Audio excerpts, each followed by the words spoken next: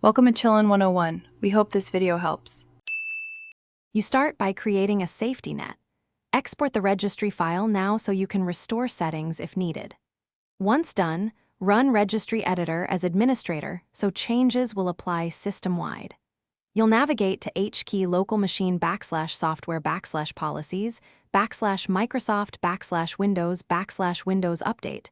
If the Windows update key doesn't exist, you will create it. Make sure to proceed carefully. Small mistakes in the registry can affect stability. Now that the key is ready, you'll add or edit values to control the service. You'll create or modify specific DWORD values to stop updates.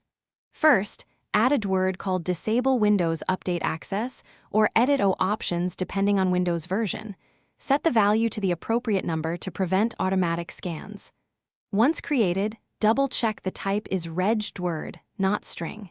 If you want a stricter block, add entries under HKey local machine /system /current control, set /services for the Windows update service. Once your values are set, restart Windows or restart the Windows update service to apply changes.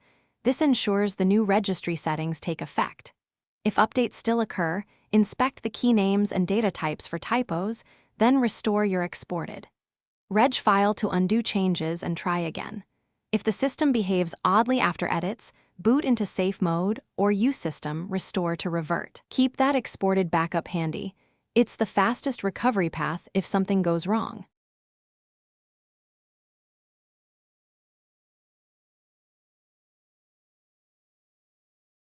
Thanks for watching. Consider subscribing if we helped you.